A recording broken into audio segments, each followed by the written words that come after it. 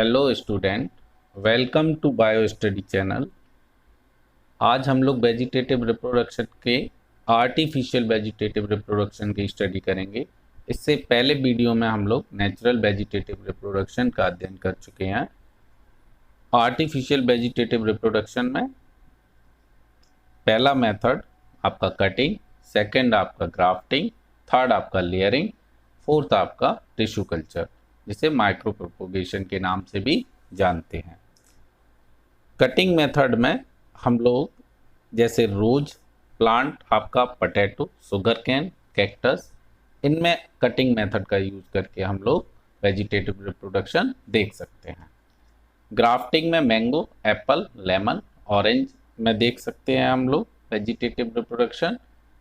And layering method का use हम लोग जैस्मिन और हिबिस्कस प्लांट में कर सकते हैं। टिश्यू कल्चर हम लोग आगे पढ़ेंगे। स्टूडेंट, हम लोग स्टार्ट करते हैं आर्टिफिशियल वेजिटेटिव प्रोपोगेशन से। हम लोगों ने अभी तक नेचुरल वेजिटेटिव प्रोपोगेशन देखा। नेचुरल वेजिटेटिव प्रोपोगेशन में नेचुरल तरीके से प्लांट रिप्रोड्यूस कर रहे थे, ठीक है। यहाँ पे हम लोग पढ़ने वाले हैं आर्टिफिशियल वेजिटेटिव प्रोपोगेशन। तो देखते हैं क्या है ये। These are man made technique, ये मैन मेड टेक्निक्स होती हैं used by gardener and horticulturist के द्वारा इन्हें यूज़ किया जाता है टू प्रोपोगेट डिजायर्ड वेराइटी। इच्छित वैरायटी मतलब उसमें कोई वैरायटी है तो उसमें इम्प्रूवमेंट करने के लिए, फॉर कॉमर्शियल प्रोडक्शन के लिए ऑफ क्रॉप को एंड अदर प्लांट्स को। There are various mode of artificial vegetative propagation का यूज़ करके उन्हें इम्प्रूवमेंट किया जा सकता है, उनका प्रोडक्शन बढ़ाया जा सकता है। क्या मेथड का यूज़ करते हैं हम लोग, कौन कौन से मेथड का? फर्स्ट है आपका कटिंग, सेकंड आपका ग्राफ्टिंग, थर्ड आपका layering and micro propagation. First आपका कटिंग। क्या है cutting? The small piece of vegetative part of plant. Vegetative part जिन लोगों ने पिछला वीडियो देखा है वो लोग जानते होंगे, फ्लावर को छोड़ के प्लांट के जो भी पार्ट होते हैं वो सारे वेजिटेटिव पार्ट कहलाते हैं, चाहे वो रूट हो, चाहे स्टेम हो, चाहे लीफ हो। तो लिखा है the small pieces of vegetative part of plants are used by horticulturist to propagate new plants vegetatively. तो इनका इस्तेमाल करके हॉर्टिकल्चरिस्ट जो होते हैं न्यू प्लांट प्रोड्यूस कर लेते हैं वेजिटेटिवली। ओके, तो देखते हैं कैसे कटिंग करते हैं। ये कोई रोज़ का प्लांट है, फ्लावरिंग प्लांट है। इसके स्टेम के छोटे छोटे पीस करके उन्हें सॉइल में लगा दिया जाता है। एवरी पीस एक नया रोज प्लांट तैयार कर देता है। ओके, ऐसे यहाँ भी दिखाया गया, ये भी कटिंग मेथड है। नेक्स्ट आपका आता है सेकेंड ग्राफ्टिंग। ग्राफ्टिंग में क्या है? It is a technique to join parts of two plant. ये एक ऐसी टेक्निक है जिसमें दो प्लांट के पार्ट को आपस में जोड़ा जाता है in such a way that they grow as one composite plant. It is the most common mode of vegetative reproduction. ये मोस्ट कॉमन वेजिटेटिव रिप्रोडक्शन होता है and was used by ancient gardener and horticulturist. ये पुराने समय से ही इस्तेमाल में लाया जा रहा है गार्डनर और हॉर्टिकल्चरिस्ट के द्वारा। Grafting is carried out between two related plant having vascular cambia. अब यहाँ पे ये ध्यान रखना है कि ग्राफ्टिंग एक ही फैमिली के दो प्लांट के बीच हो सकती है।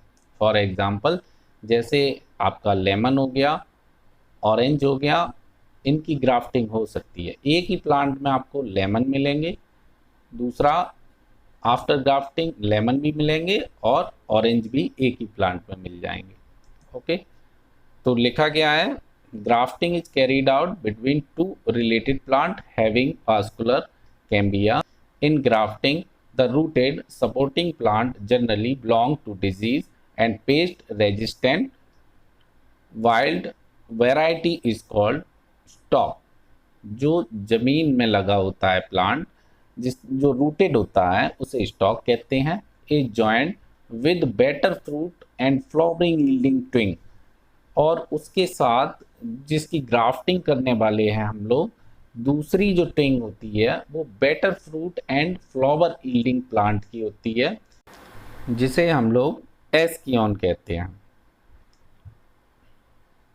ओके, देखें यहाँ पे डायग्राम में दिखाया गया है, ये नीचे वाला जो स्टेम है आपका स्टॉक है, और ऊपर वाला साइकन है जो दूसरे प्लांट का है। इसे इस तरीके से काट लेते हैं, और यहाँ पे जो रूटेड प्लांट का स्टेम होता है उसमें इसे दबा के रैप्ड कर देते हैं इसे। ऐसा ही आगे वाले डायग्राम में भी दिखाया गया है, बस ये इसकी कटिंग का जो मेथड है वो थोड़ा सा अलग है। यहाँ पे पिछली वाले में आप देख सकते हो, और यहाँ थोड़ा सा डिफरेंस है, बस उसे वहाँ पे ग्राफ्ट करके ऊपर से ब्रैप्ड कर देते हैं। नेक्स्ट आपका आता है लेयरिंग। थर्ड आपका लेयरिंग। लेयरिंग में क्या होता है, it is the most common method, ये कॉमन मेथड है ऑफ आर्टिफिशियल वेजिटेटिव प्रोपोगेशन का in herbaceous plant. Herbaceous plant से सेंस है ऐसे प्लांट जिनका स्टेम सॉफ्ट होता है। In this method the soft basal branch is defoliated partially. Defoliated का मीन्स है कि उसकी जो लीफ होती हैं वो हटा देते हैं। The defoliated region is injured, थोड़ा सा उसे स्क्रैप कर लेते हैं, and packed down in the soil, और सॉइल में दबा देते हैं। After a few day the packed portion developed adventitious root develop हो जाती हैं उसमें। The rooted branch is cut off, फिर उस रूटेड ब्रांच को हम लोग पेरेंट प्लांट से कट कर लेते हैं, और कट करने के बाद उससे अलग सॉइल में प्लांट कर देते हैं, जिससे न्यू प्लांट हम लोग को मिल जाता है। ठीक है, सॉइल लेयरिंग जो होती है, layering is of several types. कौन कौन से टाइप की? फर्स्ट आपकी है टिप लेयरिंग। इसमें क्या होता है, कोई सा प्लांट होता है उसका टिप जो होता है वो सॉइल में दबा देते हैं। ठीक है, सॉइल में दबाने के बाद कुछ समय बाद उसके स्टेम से एडवेंटिशियस रूट निकल आती हैं, और फिर उसे पेरेंट प्लांट से अलग करके हम लोग अलग से उसे सॉइल में प्लांट कर देते हैं। नेक्स्ट है आपका माउंड लेयरिंग। माउंड लेयरिंग में कोई सा प्लांट लेते हैं और उसका जो स्टेम होता है उसे बेंड करते हैं और सॉइल में दबा देते हैं। ठीक है, थोड़ा इंजर्ड भी कर लेते हैं। फिर क्या होता है, कुछ समय वो दबा रहता है जब सॉइल में, तो वहाँ से स्टेम में रूट निकलना स्टार्ट हो जाती हैं, एडवेंटिशियस रूट निकलती हैं।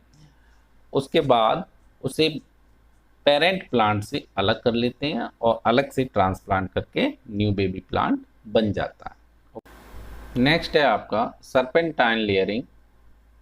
इस टाइप के लेयरिंग में एक ही ब्रांच से कई सारे बेबी प्लांट तैयार किए जा सकते हैं। जैसा कि डायग्राम में आप लोग देख रहे हैं कि एक ही ब्रांच जो है कई बार सॉइल में दबाई गई है, और उससे जो है रूट निकलना शुरू हो जाते हैं। फिर पेरेंट बॉडी से इस ब्रांच को अलग करके नए प्लांट तैयार कर लिए जाते हैं। नेक्स्ट है आपका trench layering method. The basal branch is packed. Basal branch जो होती है वो पैक्ड हो जाती है हॉरिजॉन्टली इन द सॉइल। ठीक है, हॉरिजॉन्टली पैक्ड हो जाती है। The horizontal branch begin to develop हो जाती है वर्टिकल सूट में। वर्टिकल सूट निकलने लगते हैं इसमें, और कई सारे प्लांट एक साथ तैयार हो जाते हैं। नेक्स्ट है आपका एयर लेयरिंग और गोटी। This method is practised in tree and shrub में इसका इस्तेमाल किया जाता, which do not possess branches near the ground, जिनमें ग्राउंड के नियर ब्रांच नहीं होती। A ring from the bark is removed from the base of an aerial branch। किसी भी एरियल ब्रांच में बार्क को रिमूव आउट कर दिया जाता है। Remove portion is covered with moist grafting, और रिमूव्ड पोर्शन को ग्राफ्टिंग के द्वारा मिट्टी, काउडग, जो गोबर की खाद होती है काउडग से जो बनती है, some pieces of hay, cotton के कुछ पीस लेकर उसे ब्रैप्ड कर दिया जाता है। लपेट दिया जाता है और पॉलीथीन से भी उसे पैक किया जाता है।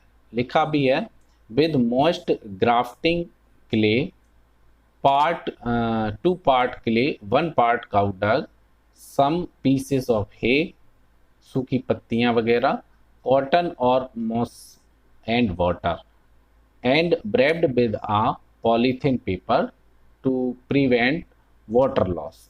Okay, the girdled portion of the branch develop root after 2 to 3 months. 2 से 3 महीने में उसमें रूट डेवलप हो जाती हैं। Now the branch is cut below ब्रेब्ड, फिर उस ब्रांच को पेरेंट प्लांट से अलग कर लिया जाता है, ठीक है, और उसके बाद उसे सॉइल में प्लांट कर दिया जाता है। एयर लेयरिंग जो है मोस्टली पोमग्रेनेट, लेमन, ऑरेंज, लीची, बोगनविलिया में हम लोग प्रैक्टिस कर सकते हैं।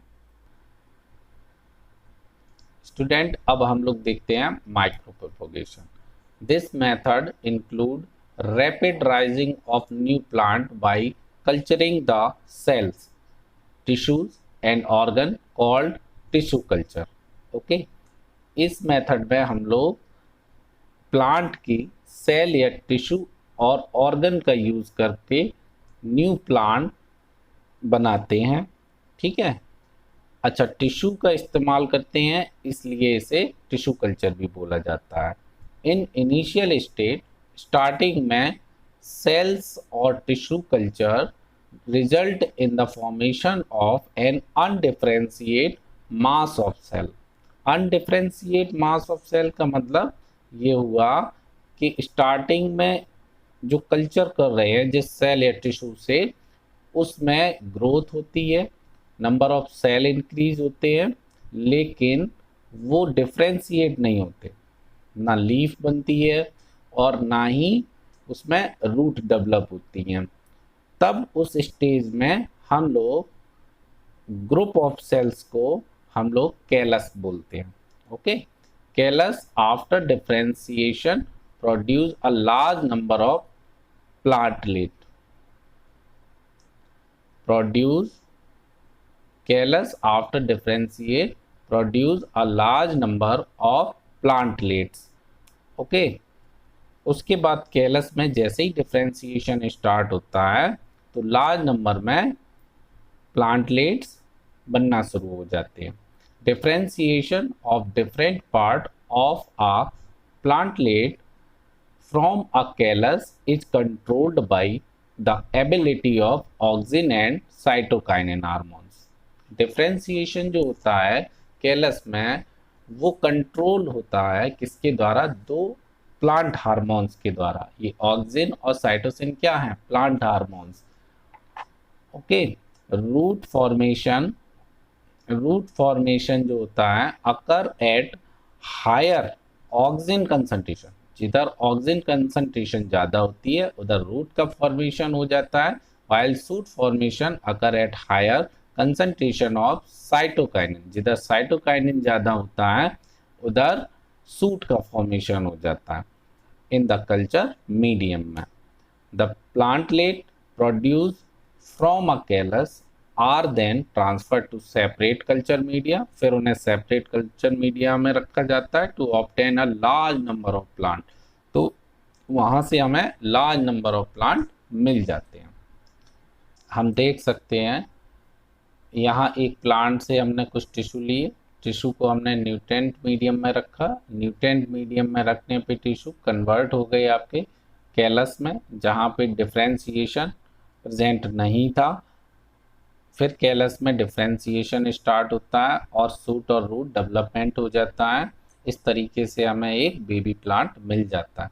ये एक बेबी प्लांट के लिए है, लेकिन टिश्यू से या सेल से हम लोग बहुत ज़्यादा maximum number of plant, baby plant प्राप्त करते हैं।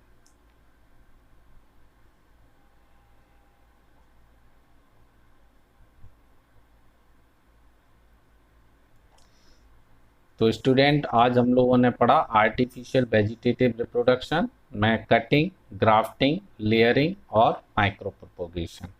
अगर आप लोगों को ये वीडियो अच्छा लगा तो लाइक करें, सब्सक्राइब करें। Thank you.